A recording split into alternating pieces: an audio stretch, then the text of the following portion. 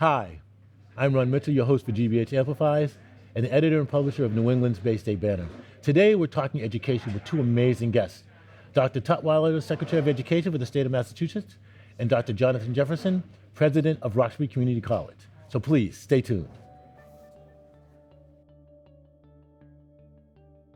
Welcome, everybody, to another episode of GBH Amplifies. I'm your host, Ronald Mitchell, editor and publisher of the Bay State Banner, New England's oldest Black-owned newspaper and digital platform. And we are here with some wonderful guests who are here to talk with us today about education. All of our guests have spent their lives paving the way for students in our state to have the greatest opportunity to receive a good education, no matter what their economic status or where they live in our state. Most recently, the Trump administration, along with their educational director, Department of Education head, Linda McMahon, have been on a mission to gut the Department of Education and have fired much of the staff. The department plays a critical role in safeguarding the access to public education for students through transparency and accountability. There have been many false claims that the Department of Education has something to do with creating curriculum. So today, I want to start off by asking our guest, Dr. Tutwiler, what does the Department of Education actually do, and what do these changes mean for the students in our state? Dr. Tutwiler? Thank you, and it's an honor to be here with you. Thank you very much for the invitation. So I think you did a nice job setting the table with what the Department of Education does on a national level.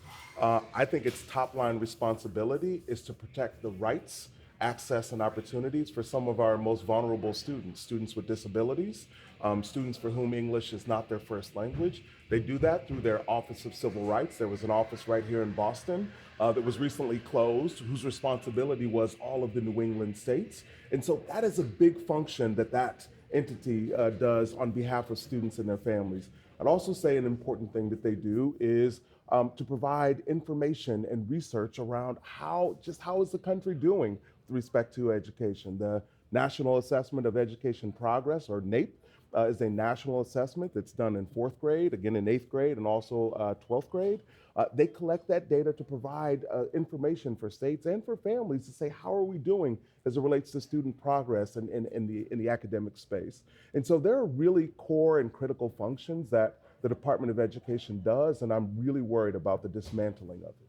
Thank you. Thank you so much for your insight on that. We appreciate it. Dr. Jefferson, I know you've been with RCC a relatively short amount of time, but the school has a great history. Can you share with us some of the main mission of Roxbury Community College and what it means to the children of our state and the desire for a higher education? Sure. As many people may know, RCC was born out of activism. The saying is, if it had not been for activism, where the college is located would be I-95.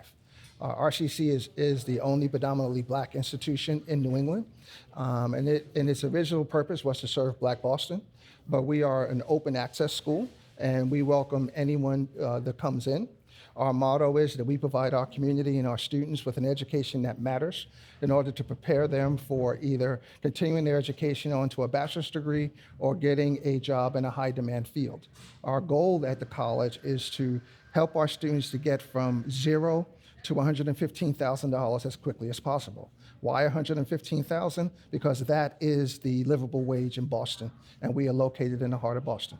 Yes, as we know, Massachusetts is a expensive state to live in compared to many other states around our union, but there's also a very high level of education on all levels for most of our constituents, and that's because of the efforts that you folks are doing, so I want to thank you for that. Dr. Tutwiler, I want to go back and talk a little bit more about what the state is doing to combat one of the newest changes that we've had since the new administration, in addition to the removal of as many staffers as they can from the Department of Education, is the new announcement about Title IX and the desire to remove the Title IX protections that brings. So talk to us a little bit about, I know Title IX Congress passed it in 1972, and it was created to help support and provide equal access, not just to sports for women, but equal access for all different types of students and different types of learning styles and challenges to have a equal quality of education, not just in high school, but also in the college level. So share with us a little bit about the Title IX and what these new potential removal of Title IX mean. Yeah. Really appreciate that, and I'm impressed at your knowledge of these really important laws and policies is impressive. The most recent changes to Title IX, which, as you said, provides equal access for people of all walks of life to an education, to an experience, to participation in extracurricular activities. The most recent change impacts transgender students. They have eliminated that community from the protections of discrimination that that exist in the Title IX space.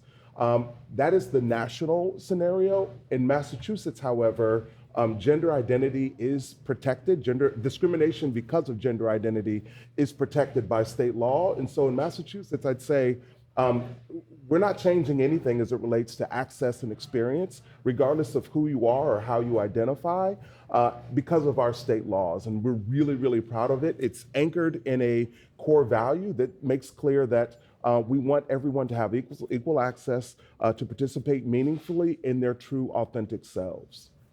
Thank you for that. Dr. Jefferson, talk to us about RCC's history now. This is the 60th anniversary. Last year was the 60th anniversary. Last year was the 50th. 50th, I'm sorry, excuse me. Got to add another 10 years there, I apologize. Last year was the 50th anniversary. I went to that celebration, I should remember. The 60th anniversary of RCC. And this year there are a lot of tremendous events celebrating that. Talk to us about the progress in the programs that RCC has created to provide service to the community, the nursing school and the various other,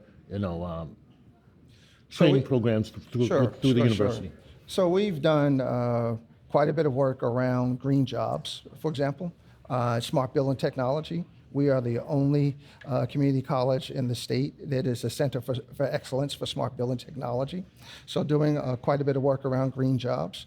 Our nursing program, we reinvigorated that program back again in 2020. We're very pleased to say that we have 100% pass rate on the NCLEX for our nursing graduates. We're very, very happy about that. We recently signed an agreement with UMass Boston so that every student who graduates with an ADM, an associate's degree in nursing from RCC, is guaranteed a spot at UMass Boston Nursing School to get the BSN. We've done quite a bit of work around transforming the college into what I would call an apprenticeship work college. We want to be able to fully embrace and fully enable our students to learn and earn. And so we want every student who comes to RCC to have a job, but not just any job. What we want to do is replace the student working at Target or McDonald's with working either at the college or through one of our industry partners to work directly in the areas in which they're looking to study. And so we're piloting that program this summer, and we're looking for ways to really transform that Learn and Earn initiative. It's very, very important to the future of RCC, and I believe it's important to the future of the Commonwealth. We spoke a little bit about the changes to the education department on the national level. Has that affected RCC and your job, or are you is it kind of a tangential change for you? Well, our biggest source of federal funding is the Pell Grant. And so to date, we have seen that the Pell Grant is not in jeopardy. In fact, we're hoping that the bipartisan support that has been out there for Workforce Pell will actually come to fruition, because that actually helps more students in Massachusetts who are not seeking degrees but credentials to get free community college also. So that's very important to us. We are, being the only predominantly black institution in Massachusetts, we are recipients of a PBI grant. So far, we have not been told that grant's going to be impacted. It's been slowed down, but it hasn't been impacted. And then also, through the great work of Senators Markey and Warren, we received a congressional directed spending for the Dudley House to the tune of $4 million. And then and also the great work from Congresswoman Presley that enabled us to get a grant to do an A2M program with Northeastern University. And we're actually very proud of that program. Explain to our viewers what an A2M program is. So the A2M is an associate's to master's, where a student will come to Roxbury for 2 years and get the associate's degree, and then go to Northeastern for 2 years and get both a bachelor's degree and a master's degree, all for free. So it is a tremendous program. We have about 30 students in that program right now. The first student will graduate with her master's degree in just a couple of weeks. That is wonderful. That is wonderful. I'm going to follow up on that in just a minute, but I want to talk to you, Dr. Tutwiler. As you know, last year, the state of Massachusetts voted out the MCAS. And I wrote an editorial about it, feeling like it was time for it to go, because I didn't really feel like it was an even arbiter of education around the state. Can you share with us what the state is doing to make sure that there are consistent educational standards now that the MCAS has been voted out as a tool? Yes. Yeah, just a point of clarification. The ballot initiative in November ended the MCAS as a high school graduation requirement. Right. It's no longer a requirement. Right. It still exists, and schools can still use it. 100%. As a matter of fact, every school in the state needs to administer the MCAS in grades 3 through 8, and then once again in high school as part of a federal law. But substantively to your point, the MCAS is no longer, successful completion of it is no longer required to graduate from high school, which left us, in a place of, I'll disrespectfully call it a no man's land in terms of uniform expectation around what it means to graduate from high school in Massachusetts. We effectively now have a scenario where every community decides for itself what it means to graduate from high school. Maura Healey decided that was not the place to sort of hang our hat and remain, and signed an executive order a few months ago calling for a graduation council to come together to effectively answer two important questions. One, what does it mean to earn a high school diploma in Massachusetts?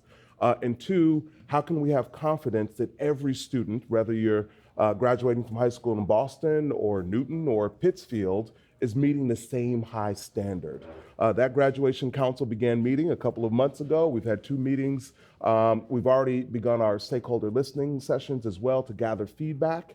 As a matter of fact, I'll be in Worcester at Worcester Tech on Thursday of this week to engage in one of those listening sessions. But we're in the process right now of substantively working to answer those questions, and we'll deliver a set of recommendations to the governor and to the legislature by the end of this calendar year. Wonderful, wonderful. Dr. Jefferson, I wanted to follow up a little bit on what we're talking about with the curriculum at the college and how you guys are interfacing with high schools in Massachusetts and specifically in the Boston area. Talk to us a little bit about RCC and many of the other community colleges that are working with high schools to get, to fast track students and offer them opportunities. Sure. So Roxbury, like all of the other 14 community colleges, participates in both dual enrollment, so a high school student can be enrolled in high school and the college at the same time, and we also participate in early college. Those programs are very important to expose, not only expose students to college, but also to get them degree focused early.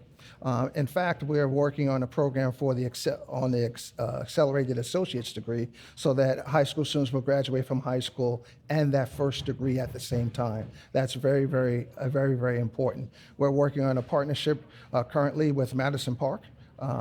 Stay tuned, there'll be more of that coming along, but you'll see some interesting partnerships coming out of that, working with Mary Skipper and the principal of Madison Park. We're very, very excited about some of the work that we can do. As a matter of fact, with the Boston Public Schools, we just recently, a few months ago, signed an agreement, a 3-year agreement to increase more students getting into dual enrollment and early college. One of the things we're doing at the college is that we have what I would call an ecosystem of high school to college, located around Roxbury in a mile and a half radius of the college are 6 high schools. Let's see if I get them right. English, Madison, O'Brien, Dearborn, Burke, and English. Well, Burke changed to Polytech, but those six high schools, and so we're working on this ecosystem. There will be a direct pipeline from high school to college.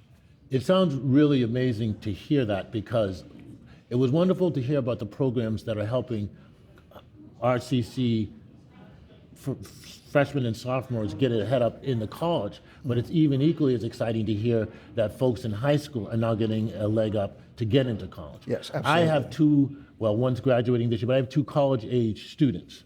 And one of the things, Dr. Tutwiler, that happened as I watched them through their educational process is when the COVID pandemic came. and they were both in high school at the time, and it was a great challenge for them to overcome, the loss of learning in that time. And to watch my children who are in college, I can only imagine what elementary school kids or even the youngest of our learners at that time were going through. Can you share, that must have created a big challenge for the state to maintain education during that lapse, and I know many students ended up a half year back or even more in some cases. Talk to us a little bit about what the state's doing to help take on that challenge of, I don't know what COVID loss or the education during the COVID pandemic, even though the pandemic is more or less over. Yeah. Talk to us a little bit about that. For sure. First, can I just take a moment and appreciate my guy, President Jefferson? He's in his first full year, correct me if I'm wrong. That's correct. But it sounds like he's been there 15 years. I was involved in the hiring process where he just stood out, and I'm just so impressed and really appreciative of the work that he's doing. So I just want to take a moment and do that. Thank you. So very, very familiar with the impact of the pandemic on students, on schools, on educators, on families. I was the superintendent in Lynn during that period of time, and so know firsthand the impact that period of time has had and continues to have on students and families and educators. And so all the things you just lifted up are still a challenge, right? We have issues around chronic absenteeism, students who miss more than 18 days of the school year. We have issues related to learning loss. That shows up both in MCAS scores, it shows up in the National Assessment for Education Progress. We're not quite back yet to where we were in 2019 in terms of student performance, and I'd say that's a direct impact of the pandemic. And so this administration got to work right away in addressing these challenges. It starts by first acknowledging that there's a hierarchy of need that we need to tend to. That is the extent to which students are mentally and behaviorally healthy, have access to food, stable housing. If you don't have those things in place, I don't care how good the lesson is, students aren't going to achieve at the level that you hope that they will. And so I'd say first, establishing universal free access to breakfast and lunch in public schools in Massachusetts was a big move to begin the healing process here in Massachusetts. And I understand the governor did that. That was one of her big moves recently, to right guarantee away. everybody access to food without any demarcation as to their wealth or their lack of wealth or money or anything like that, making sure that everybody had a great start and all the nourishment they needed. That's no small thing, right? I mean, it sounds basic, but if you're hungry, you can't learn. You can't. There are communities in our state that most folks don't realize that is still a challenge for some families in our state. So it was a wonderful step to help level off the playing field and to get all students an equal start in their educational process. We are here at the GBH Newsfeed Cafe in the main branch of the Boston Public Library. And as a result of being in this wonderful space, we have the opportunity to take questions from our audience. So right now we have a question from one of our audience members. Thank Sir, you. introduce yourself and tell us where you're from and what your question is. Sure. Paul George, and I'm from Hanson, and thank you for having this program.